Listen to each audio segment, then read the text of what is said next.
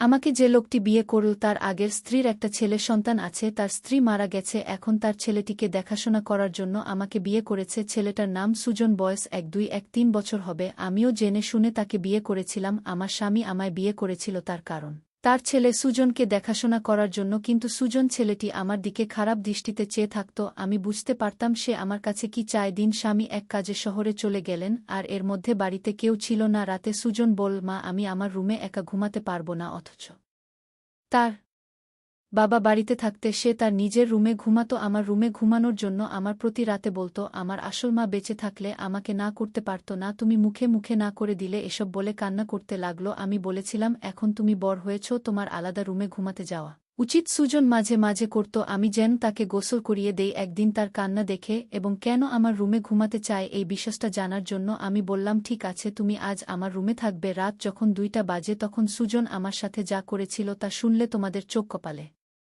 উঠে যাবে। কথা না বাড়িয়ে এবার আসল ঘটনাটা বলি। আজ আমার বিয়ে হয়েছে সব নতুন বধূর মতো, আমিও আমার বাসর ঘরে বসে আছি, কিন্তু আজ আমার মনে নেই কোনো সংকোচ, নেই কোনো স্বপ্ন, আর নেই নতুন সংসার সাজানোর ইচ্ছা। কারণ আজ প্রথমবার নয় যে আমি এভাবে নতুন বধূ সেজে বসে আছি, এর আগেও ছিল এরকম একটি রাত যে কারো জন্য এভাবেই বসেছিলাম। আজ হয়তো সব একই রকম, শুধু মানুষটি বদলে গেছে। হঠাৎ দরজা থেকে কারো আসার আওয়াজ শুনলাম। সে আর কেউ নয়, আমার নতুন স্বামী শাহেদ। আমি উঠে সালাম করলাম। শাহেদ বল, সালাম করা লাগবে না, বরং আপনি বিছানায় শুয়ে পড়ুন, আমিও সোফায় শুয়ে পড়ি। রোমানা বল, না না, আপনি বিছানায় ঘুমান, আমি সোফায় ঘুমাতে পারব। শাহেদ বল, দেখুন, আমরা দুজনের কেউই এই বিয়ে মানি না। না, দুজনেরই আলাদা আলাদা কারণ আছে বিয়ে করার, কিন্তু আমরা একজন অন্যজনের সম্মান তো করি। আর আমি এরকম ব্যক্তি না যে আমি বিছানায় ঘুমাবে আর কোনো মেয়েকে এভাবে সোফায় কষ্ট করে ঘুমাতে দেবে। আপনি আমার স্ত্রী, তাই আপনার খেয়াল রাখা আমার দায়িত্ব। আর আপনি যদি আমার এতটুকু সম্মান করেন তবে বিছানায় ঘুমিয়ে পড়ুন। আমিও মাথা নেড়ে সম্মতি দিলাম আর বিছানায় শুয়ে পড়লাম। এবার বলি, আমাদের বিয়েটা কিভাবে হলো। মিস্টার শাহেদ চৌধুরী শহরে অনেক বড় একজন ব্যবসায়ী। আমাদের বিয়েটা পরিবারের সম্মতিতেই হয়েছে, বলতে গেলে পরিবারের জন্যই হয়েছে। অবশ্য আমাদেরও অসম্মতি ছিল না। আজ আমরা দুজনে এক পবিত্র বন্ধনে আবদ্ধ, কিন্তু বন্ধন এ কোনো মনের জায়গা নেই, কারণ আমাদের দুজনের মনেই যে অন্য কারো নাম আগে থেকেই লেখা, মানে দুজনের মনেই অন্য কারো মায়ায় জড়িত, অন্য কারো কাছে আমাদের মন বন্ধক রয়েছে। ভাবতেই চোখ দিয়ে এক ফোঁটা জল বয়ে গেল। বিয়েটা দুজনেই করেছি, কিন্তু এই বিয়েতে কোনো ভালোবাসা নেই, শুধু রয়েছে দায়িত্ব। তা নিয়ে আমাদের বিয়ের আগেই চুক্তি হয় এ ছিল, উনি আমার দায়িত্ব নেবে আর আমি উনার পরিবারের আর উনার ছেলের। হ্যাঁ, উনারই ছেলে সুজন, উনার কেয়া আপুর ছেলে। কেয়া আপুকে তাই তো ভাবছেন। শাহেদের প্রথম স্ত্রী তিনি এখন আর এই পৃথিবীতে নেই। 3 বছর আগে ইহকাল থেকে পরকালে প্রস্থান করেছে। বিয়ের আগে তার ছবি দেখে জানতে পারলাম সে আর আমি একই ভার্সিটিতে ছিলাম। শাহেদও তার আমার সিনিয়র ছিল। শাহেদের সাথে কখনো দেখা না হলেও কিয়া আপুর সাথে প্রায়ই দেখা হতো। সুরি দেখা বললে ভুল হবে, ঝগড়া হতো বলে উনি আমাকে তেমন একটা দেখতে পারতেন না। এর কারণও আছে, আমি অনেক দুষ্ট প্রকৃতির ছিলাম, আর উনার সব টাইটেল নাকি চুরি করেছিলাম তা উনি শুধু ভাবতেন। অবশ্য আজও হয়তো থাকলে আমার সঙ্গে ঝগড়া করতেন, উনার স্বামীকে চুরি করেছে বলে অপবাদও দিতেন, কিন্তু উনার স্বামীর উপর তো আমার কোনো অধিকারই নেই, কারণ আমি ওনাকে নিজের স্বামী মানতে পারিনি। বিয়েটা করেছি শুধু পরিবারের জন্য।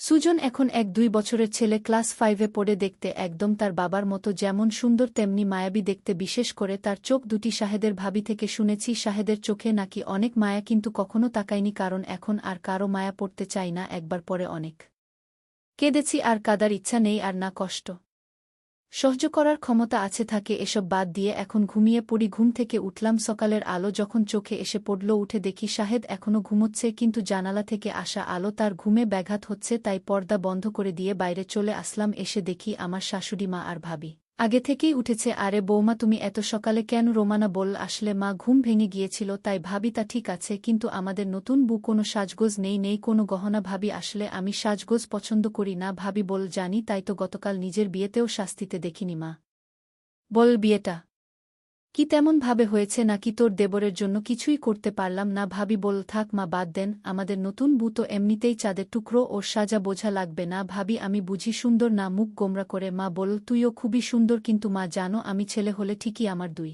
ভাবে প্রেমে পড়তাম। পিছন থেকে মাকে এসে বল। ভাবি বলতো ছোটভাবে প্রেমে পড়তে, অবশ্য আমিও পড়তাম। আমার জালটা এত সুন্দর, সবাই হাসাহাসি করতেছে। রোমানা বল, মা আমি আপনাদের জন্য চা বানিয়ে আনি। মা বল, আরে না, তুই বস, আমরা সব করব। রোমানা বল, মা আমার ভালো লাগে না এমনি বসে থাকলে। ভাবি বল, আচ্ছা তাহলে আমি সাহায্য করি আর সাথে অনেক গল্প করব। কেমন রোমানা? আচ্ছা। রোমানা চা বানালো। রমা ও ভাবির সাথে গল্প করল। আসলে গল্প করছিল না, শুধু শুনছিল। চা বানানো শেষে নিয়ে আসে। এসব দেখে মা বাবা আর শাহেদের ভাইজা বসে আছে, বসে বসে গল্প করছে। সবাইকে চা দিল। অনেক মজা হয়েছে। তোমার চায়ের থেকেও মজা হয়েছে ইমন। হ্যাঁ, অনেক অনেক ভালো হয়েছে। রমাকে একটু চা বানানো শিখিয়ে দিও। কি বানাই? স্বাদই বুঝি না। রমা, কি এত বড় কথা? কাল থেকে 7 দিন তোমার চা বন্ধ। ইমন: না, আমি তো দুষ্টুমি করে বলেছি। তুমি তো জানো আমি চা ছাড়া থাকতে পারি না। এভাবে সবাই চা খেয়ে নিলাম। তারপর আমি আমার স্বামী রুমে গেলাম। গিয়ে দেখি অবাক কাণ্ড, শাহেদের ছেলে, অর্থাৎ আমার স্বামীর ছেলে তো আমারই ছেলে। সে তো বড় দুষ্টু হয়ে গেছে, অল্প বয়সে মনে হয় পেকে গেছে। গিয়ে দেখি একটা পুতুল হাতে নিয়ে বলছে, তুমি কবে আমার হবে মা? আমার কবে আমায় কাছে টেনে নেবে? আমি যে আর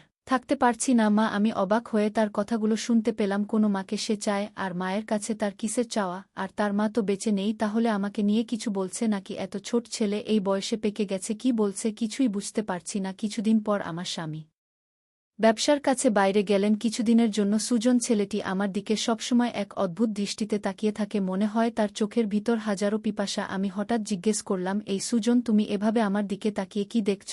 আমি আপনার চেহারা দেখছি। আপনার চেহারায় এতটাই মায়া যে আপনার চেহারায় আমি একটা অদ্ভুত জিনিস দেখতে পাই। আমি তো তার কথা শুনে অবাক। এতটুকু বাচ্চা ছেলে এসব কি বলে? হঠাৎ আমাকে জিজ্ঞেস করে ফেল, আচ্ছা মা, তুমি বাবাকে কেন বিয়ে করলে? আমি বললাম, দেখো, তুমি ছোট মানুষ, আর তাই তোমাকে দেখাশোনার জন্য তোমার বাবা আমাকে বিয়ে করেছে। সুজন ইদানিং দেখছি আমার দিকে অদ্ভুত দৃষ্টিতে তাকিয়ে থাকে। আমি যেখানে যাই সেখানে আমাকে ফলো করে। আমি গোসল করতে গেলাম। সুজন বলছে, মা, অনেক দিন হলো আমার মা আমাকে গোসল করিয়ে দেয় না, আমাকে ভাতও খাইয়ে দেয় না। মা, তুমি তো আমার মা, যেহেতু আমার আগে মা মারা গেছে, এখন আমার মা হিসেবে আমার আব্বু তোমাকে বিয়ে করে এনেছে মায়ের শূন্যতা পূরণ করার জন্য। মা, আমাকে তোমার হাতে গোসল করিয়ে দাও। আমি বললাম, দেখো সুজন, তুমি যখন ছোট ছিলে তখন তোমার মা তোমাকে গোসল করিয়ে দিত, আর এখন তো তুমি বড় হয়েছ, তুমি নিজ হাতে গোসল করতে শেখো।